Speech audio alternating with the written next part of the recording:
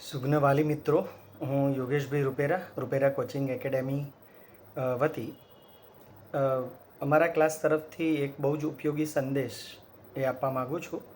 સૌપ્રથમ તો બધાને દીપાવલીના આવનારા તહેવારની શુભેચ્છાઓ. આપનો પાલ્ય જો ધોરણ 9માં છે કે ધોરણ 11માં છે, તો આવતા વર્ષે એ એના જીવનના અતિશય મહત્ત્વના વર્ષમાં એ આવવા જઈ રહ્યો છે. અમે રૂપેરા કોચિંગ એકેડેમી વતી દર વર્ષે એ દિવાળીના દિવસો દરમિયાન એના અગાઉથી એડમિશન માટે એક ખાસ પ્રકારનું ડિસ્કાઉન્ટ ઓફર કરતા આવ્યા છીએ અને તકરીબન દર વર્ષે 50%થી 80% વિદ્યાર્થીઓના એડમિશન એ દિવસોમાં થઈ જતા હોય છે. મિત્રો, કદાચ હું તમને જે કહેવા જઈ રહ્યો છું એ થોડું મનોવૈજ્ઞાનિક રીઝન છે કે જે સીધા તમારા વિચારમાં ના પણ આવ્યું હોય તો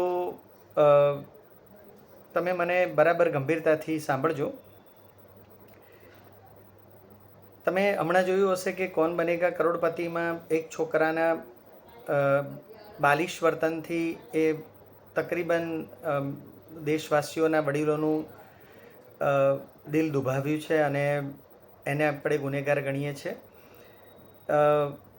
બાળક તો બાળક છે, પણ એના જે વડીલો ગણાય, એના મા બાપ, એના શિક્ષકો, એમની ક્યાંક ને ક્યાંક ઉણપ રહી જવાથી કદાચ આવું બન્યું હોય.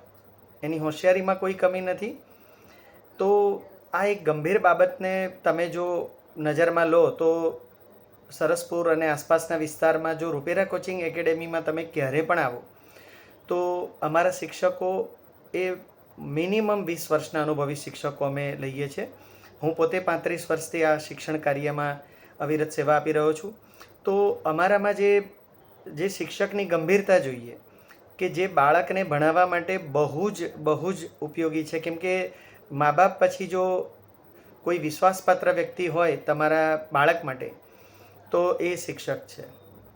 અને એક ખૂબ જ જાણીતો અને જૂનો ક્લાસ હોવાથી અમે અમારા સ્ટાફ મેમ્બર્સથી માંડીને શિક્ષકો અને વિદ્યાર્થીઓની અંદરોઅંદરની બધી જ પ્રવૃત્તિઓમાં કાર્તિક સરનું એ 20/4/7 એ વોચ હોય છે. અમારા ક્લાસમાં મોબાઈલ લાવવાની બિલકુલ મનાઈ છે. વસ્ત્રો એક અભદ્ર વસ્ત્રો નથી પહેરાતા. તમે ગમે તેવા નજીક રહેતા હો છોકરા છોકરીઓ, છતાં એ બંને વચ્ચે અમે કોઈ વાતચીતનો વ્યવહાર એ ખરાબ રીતે અમે નથી ચલાવી લેતા. તો આ બધું જ એના ઘડતરમાં ખૂબ જ પાયારૂપ છે અને ચાવીરૂપ છે.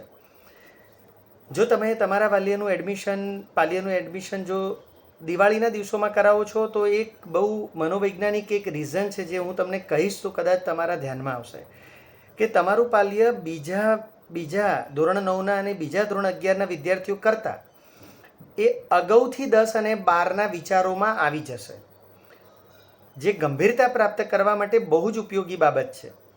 તો એના ધોરણ 9 અને ધોરણ 11ના તાજેતરના ભણતરમાં પણ તમને ખૂબ જ સુધારો જોવા મળશે. એની માનસિક અવસ્થામાં પણ સુધારો જોવા મળશે અને એનો લાભ એને આજીવન રહેવાનો છે. આ જે મેં માર્ક કર્યું છે એ મેં પોતે ભણાવવા દરમિયાન માર્ક કર્યું છે કે જેના એડમિશન એ ધોરણ 9 અને 11માં અગાઉથી દિવાળી દરમિયાનમાં લઈ લીધા હોય છે વાલીએ, તો એના વર્તનમાં અને એની ગંભીરતામાં ધરખમ સુધારો જોવા મળે છે. અને આમ પણ અમારા ક્લાસમાં મૂકનાર વાલી જાણે છે કે અન્ય વિદ્યાર્થીઓની તુલનામાં એ તમારું પાલ્ય જો રૂપેરામાં છે તો એ વર્તન, વાણી, વ્યવહારની દૃષ્ટિએ અને ભણવાની ગંભીરતા પ્રત્યે એ વધારે સજાગ તો હશે જ.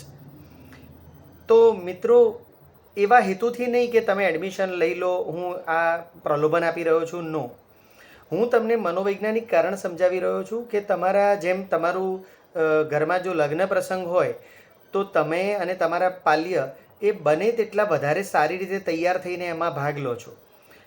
કંઈ આપણે બહુ ઘરમાં જે રીતના રહેતા હોય છે એ રીતે નથી ચાલ્યા જતા. તો એ જે લગ્નના પ્રસંગની ગંભીરતામાં તમે ભાગ લો છો એ જ ગંભીરતા એ ધોરણ 10માં અને ધોરણ 12માં એ પ્રી એડમિશન લીધા પછી તમારા પાલ્યમાં આપોઆપ આવી જાય છે. તો મારું એવું સૂચન છે કે તમે કદાચ આ બાબતની ગંભીરતાથી નોંધ લેજો. આપ અને આપના મિત્રો, આસપાસના લોકો સુધી અમારો સંદેશ પહોંચે એ રીતે તમારા સોશિયલ મીડિયા ઉપર આ વિડીયો મૂકવા પ્રયત્ન કરજો, એવી મારી નમ્ર ઈચ્છા છે. સર્વેને દીપાવલીના તહેવારો નિમિત્તે અને દરેક હિન્દુ મુસ્લિમ ભાઈ બહેનોને એ પોતાના તહેવાર નિમિત્તે અમારા તરફથી ખૂબ જ સહકાર છે રહેશે. અને થેન્ક યુ વેરી મચ. અને કોશિશ કરજો કે તમે અમારા પરિણામોને પણ જોજો અને લીગસી રૂપેરાની જોજો કે જેથી તમે એનાથી માહિતગાર થાઓ. કોઈ પણ જાતનું તમને પ્રશ્ન હોય તો તમે રૂબરૂ કાર્તિક સરને ક્લાસમાં આવીને ઓફિસમાં મળી શકો છો. એના માટે ટાઈમ લઈ શકો છો. ખૂબ જ નમ્રતા સાથે મારા વાણીને વિરામ આપું છું. સર્વે સરસપુર અને આસપાસના વાલી મિત્રો અને વિદ્યાર્થીઓને આ સંદેશ પહોંચે એવી મારી નમ્ર ઈચ્છા છે. Thank you very much. આભાર.